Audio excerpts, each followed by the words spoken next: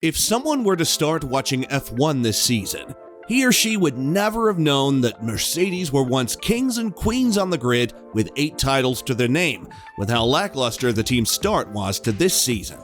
But as of late, the Silver Arrows team has picked up their pace and is looking like they're gearing up for a late push in the second half of the season. So where has this Mercedes been all season long? Will they officially be back in the fight once the season resumes in August? And what was the team's secret to their recent success? Well, let's talk about it then. But before we do, consider subscribing to get updated on our latest uploads. Now that's out of the way, let's get started. This past weekend at the Hungarian Grand Prix may have been Mercedes' best weekend thus far. As we can all remember, George Russell was able to take his maiden pole after he snatched it away from Ferrari's Carlos Sainz at the last second of qualifying. And while this came at the expense of Lewis Hamilton not being able to put in a final lap due to a DRS issue, the 7-time world champion would make amends come race day and finish in P2 and win the fastest lap of the race. This result obviously would be a big boost to the team's morale, who had admitted that they were at their lowest after Friday's practice session. So what did the 8-time world champions do overnight to make such a drastic turnaround in the W13's performance in just 24 hours? Well, Mercedes head of trackside engineering, Andrew Chauvelin, would shed some light on what the team had to do to the W13 in their race debrief of the Hungarian Grand Prix, where he would say, "We had to make a lot of changes overnight. We talked on Friday about some of the things we had done that had taken us in the wrong direction on setup. So, we lost the car balance. It became a mix of oversteer and understeer that the drivers were struggling with. We lost overall grip, and then on top of that, we were managing a system problem that meant we had to run a little bit more cooling than we would normally. And also, that was affecting our deployment." So overall, there are quite a few things that contributed to it. We didn't know that we were going to fix all those. We knew why we were doing each individual change, but it was very exciting to see the pace that both drivers had on Saturday in qualifying. Coming into this season, many analysts, experts, pundits, and fans were shocked when Mercedes revealed their car design for this year, which featured a side podless design that was the exact opposite of what every team on the grid had designed on their car. And throughout the season, Mercedes and its engineers would receive scrutiny from everyone outside of the team, citing their design as the main culprit to their problems.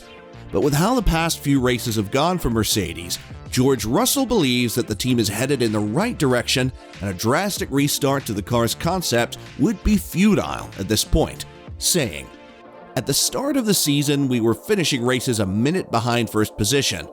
The last 2 races, we've been in within 10 seconds, so I think it's definitely going in the right direction. I don't think changing car concept is going to make us go any faster. Maybe the contrary, to be honest. Sometimes you've just got to stick to the process and keep on pushing. Now, that's difficult to do when you're off the pace and things don't seem to be going your way. But personally, I believe in every single person within our team, and I think we're making huge progress for the time being."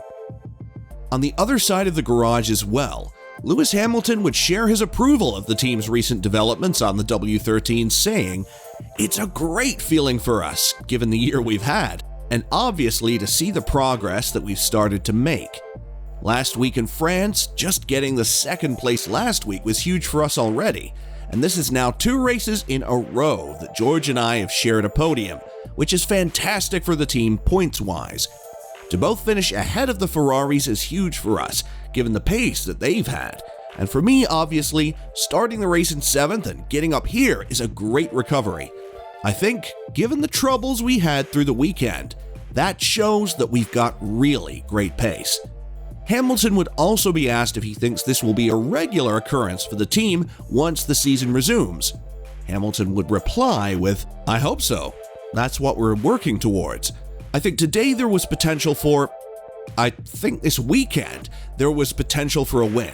You saw George on pole. I think if we'd both been up there, I think we probably could have worked a bit better together as a team. One of us would have had to support each other strategy-wise. But I think if we're able to take this pace into the second half of the season, for sure we can start to fight with the guys. This is the first time we've been able to fight and battle with a Ferrari. That's huge for us. I think the Red Bulls probably still are ahead. The fact that Max started 11th, he's incorrect with this, and spun and still was 10 seconds ahead says enough about their car, but I think we still have made huge progress and huge steps. And so to have this consistency and 2 double podiums in these last 2 races gives us great hope and a huge push for the second half. Now that both drivers who have their stamps of approval on the direction the team is headed, next question is, where do they go from here? Well, Andrew Chauvelin would reassure Mercedes fans that the team will be as busy as ever and will continue to push on with a plethora of upgrades yet to come, with a lot of it coming once the season resumes in Spa. Well, we've got more coming. We're trying to bring some performance to Spa that will hopefully close that gap. We haven't got far to go now, but we'll keep developing the car for a little while now. We're quite excited though. The last few races have been the most fun we've had all year, and we're just hoping that we can take that extra step because we definitely want to be winning races in the near future. So we are working hard to try and achieve that. This last one was particularly satisfying because we weren't relying on the misfortune of anyone dropping out with a reliability problem. The car pace was also very good, and it is always nice to have a good race before you go into that period of holiday. The most satisfying thing though is to see where the car is in terms of pace now in qualifying and in the race. We had a lot of ground to make up from the start of the year. We've been working really hard trying to bring bits to every race, and it is really satisfying now to see that we are racing with the Ferraris, with the Red Bulls right to the front.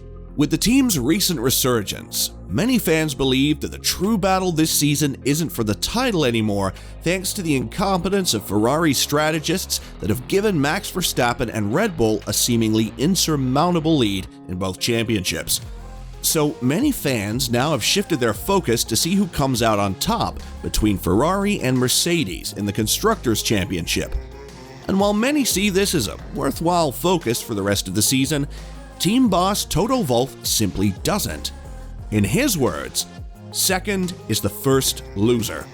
For me, whether it's second or third in the Constructors' Championship is not so relevant compared to really racing and being at the front.